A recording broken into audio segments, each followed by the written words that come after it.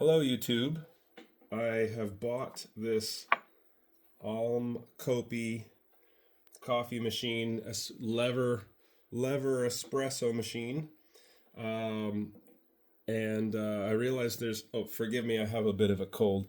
Uh, I realized there wasn't a lot of information about this machine on the internet, so I decided to make a YouTube video about its innards. So one thing I was curious about before I bought it was how much plastic, rubber, or whatever non-metal is my hot water flowing through as it passes through the group head here. And I found, like most group heads, it does have the silicone gasket that goes inside. What I also found was fairly permanently attached inside, which I have now permanently removed, was this big silicone wafery thing. I don't know what you call that. And that is the shower screen.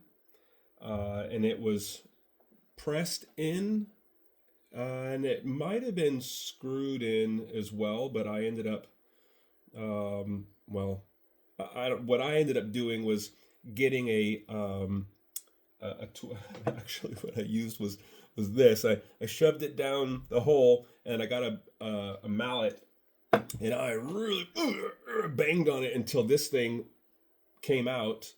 It will never go back in. So if you're going to follow me here and remove this thing, note that once it's out, it will never go back in. But I'm happy I've removed it. So anyway, once that's done, there's nothing to hold this silicone gasket in place except for some, I don't know, a little bit of pressure in there. It will hold itself up, but it doesn't take much for it to fall out. So I haven't used it yet. I wouldn't be surprised if the thing falls out on occasion during use, but so far it seems like, the portafilter goes, where is it? The portafilter goes in, and I can feel positive resistance that it is pressed against the gap. Oop. Oh, no. I lost screws. Don't do that. Okay. All right. Anyway, maybe I'll cut that out. Okay. So anyway, like I was saying, there's positive resistance there, so it does press against the gasket so that you get a nice tight seal. Again, I haven't tested this yet, but I feel that should be okay, even though I have removed the shower screen. Like the Flair 58, by doing this, you'll need your own. You need to add your own screen on top. I'm prepared to do that. So anyway, that's one thing. So that was one bit of, I believe this is silicone, one bit of non-metal in the water path. I also wanted to remove the shower screen because as it is not cleanable, is not serviceable. So I just wanted it out rather than getting whatever junk up in there. Now it's gone. The water path is open, and I'm purely relying on this valve, this ball socket valve they've designed to allow the water flow. So it'll now operate like the Flair 58. One of the benefits of this machine was that when you pour the water in, it does not just suddenly drop out of the top. And that was because of this. If you do what I'm doing, now it's going to behave like a Flair 58 and just fall right through the top. I'm fine with that for serviceability and cleanability. Okay, so now that that's gone, the next part is, yes, you do have these silicone O-rings, which were filthy. This thing was filthy when I took it apart, so you'll want to clean it. Thankfully, this is easy to get to. You don't have to do any hammering. So I guess you can't really see that with the camera, but the top part here, you have to take a bolt out of there, and then this thing is in there, and it comes out, as well as this thing is screwed into it, and this thing is screwed to that. So anyway, you'll figure it out. It's fairly straightforward. But yeah, so it's easy to take apart. It is not easy getting into this chamber. I'll talk about that later. Maybe I'll probably forget. But in any case, okay, back to what's in the water path. So now that I've taken that thing out, it's literally just metal all the way down, except for this socket here, which acts as a kind of a, I guess it's like kind of a valve or check valve, because when you're pushing, when you're applying force, the ball pushes down, and that creates a good enough seal anyway that the water is pressed the only other way it can go, which is through the puck. So okay, that's great, that's what we want. And then when you lift the handle up, that play there, lifting it up, opens the valve, which allows water to flow through these little channels here on the side. So basically water can flow through it when you're pulling up, and water is under pressure when you're pushing down. That's what you want. Okay, to create the seal, they use some non-metal material for the socket. My hunch is that this is some Teflon.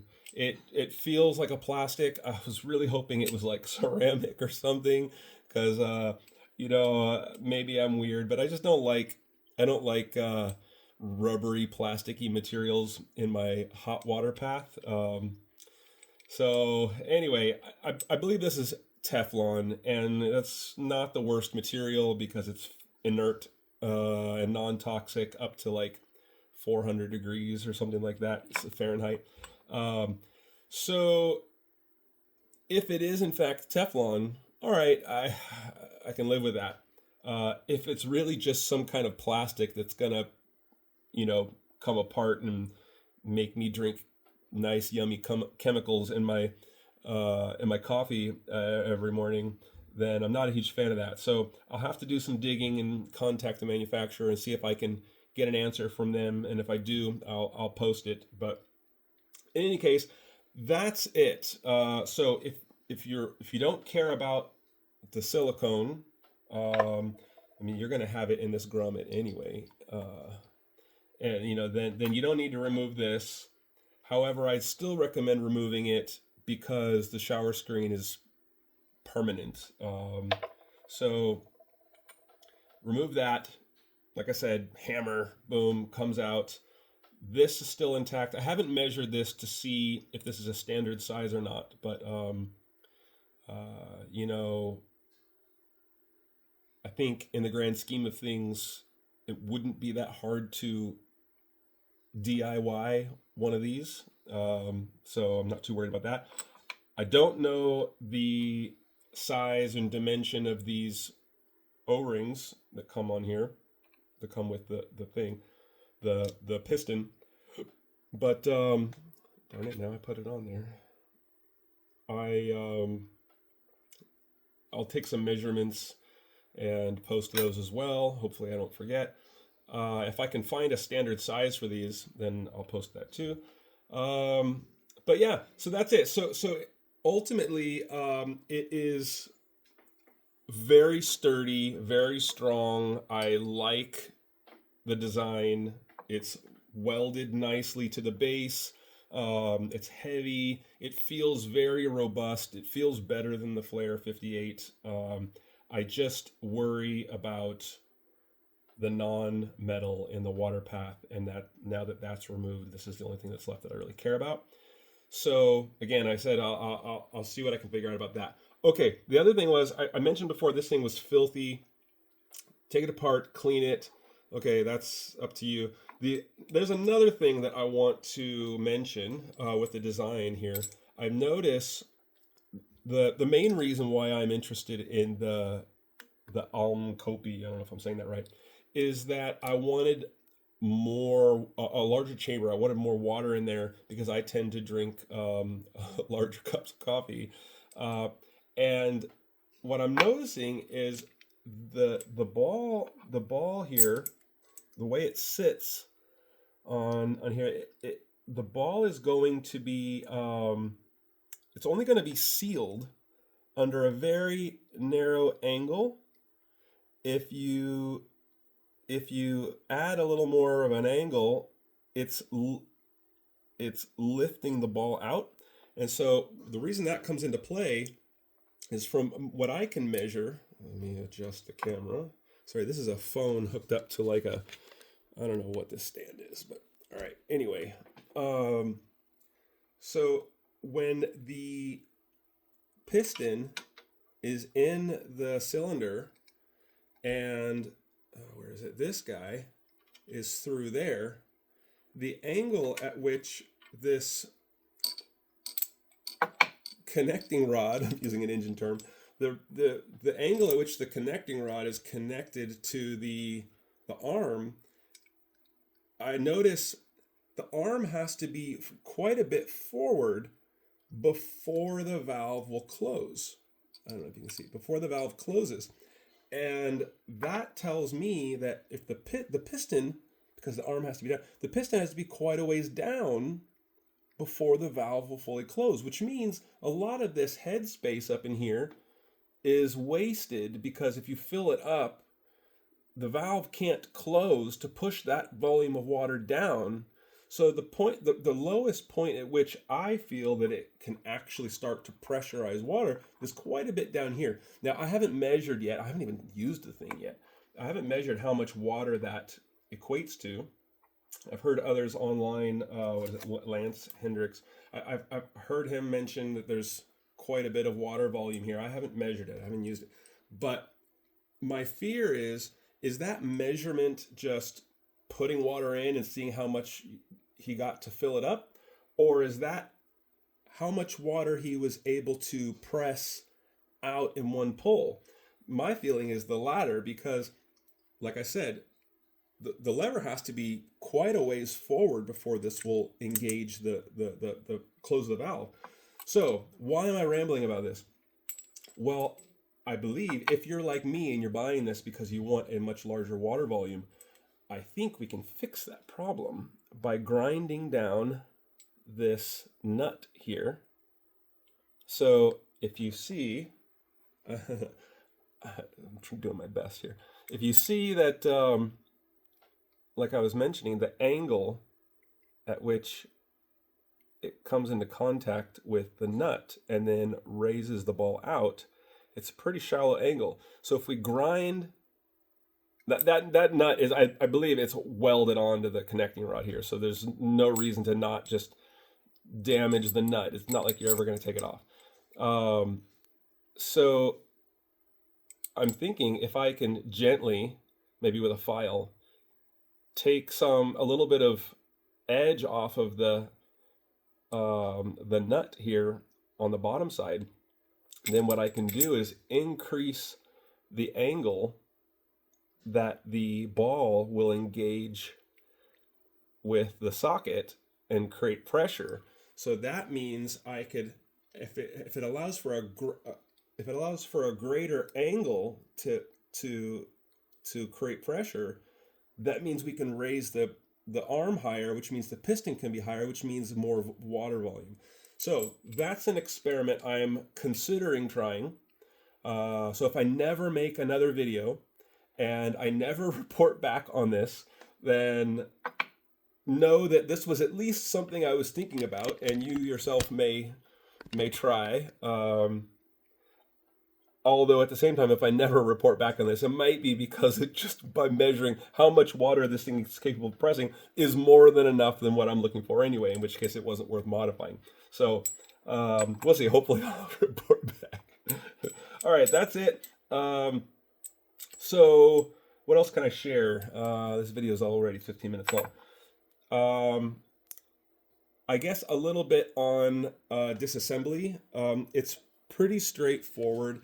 there is a nut here and another one here. Actually, a bolt. There's a bolt here and here, which when they come out, then this thing is freed. However, there's a complication because this electrical port here, it's actually a data and power port that connects to the box. That port, this thing comes off here. I'll show you. And then the connector comes out it comes out easier when this housing is off. But to get the housing off, you got to take the bolts out, rotate the thing, it comes apart. It's really a little clumsy, but that's not something you should ever have to do to clean this thing. You can clean it just like this. So, but the point is, when you take this out, you can see the wires are soldered to the connector. First of all, there's a crummy piece of tape that's protecting the wires from making contact. That's already sketchy, and I'm going to improve the insulation there. I've heard at least one guy on Reddit, or I think it was, who said his PID controller for this thing broke, and I have a hunch if maybe some moisture or from steam or something got in there and closed the circuit and caused something to poop in the PID box. But what I'm going to do is improve the insulation in those. Anyway, getting distracted. So the wiring runs through here,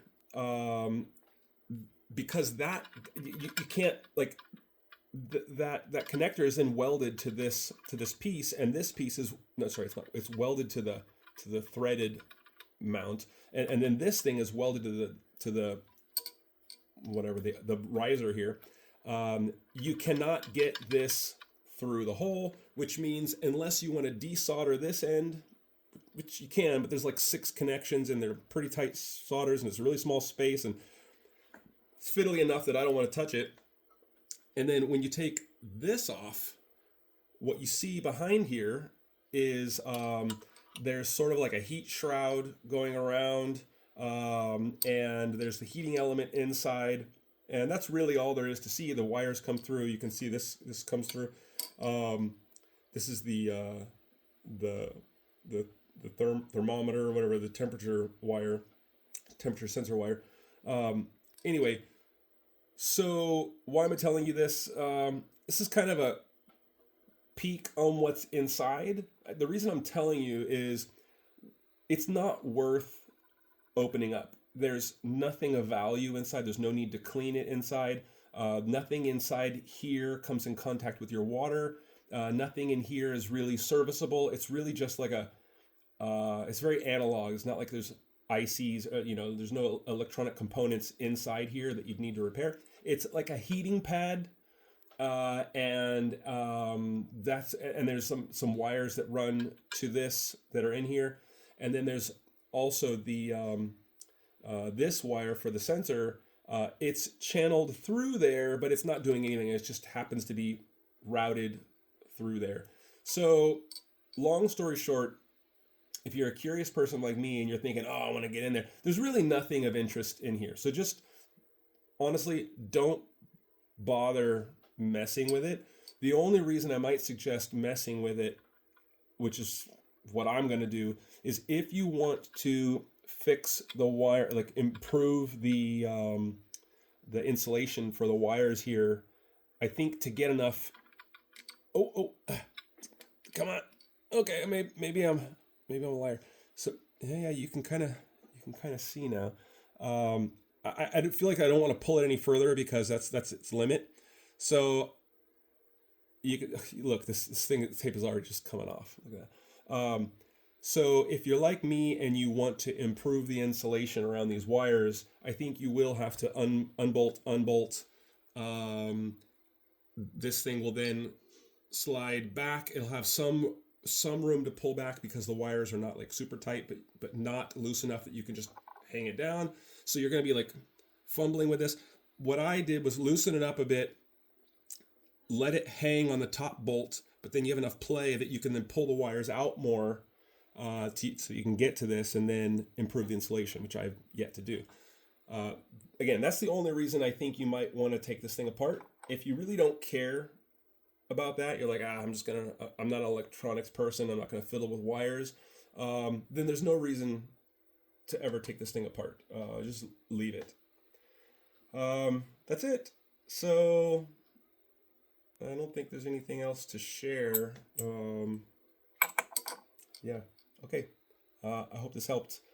Goodbye.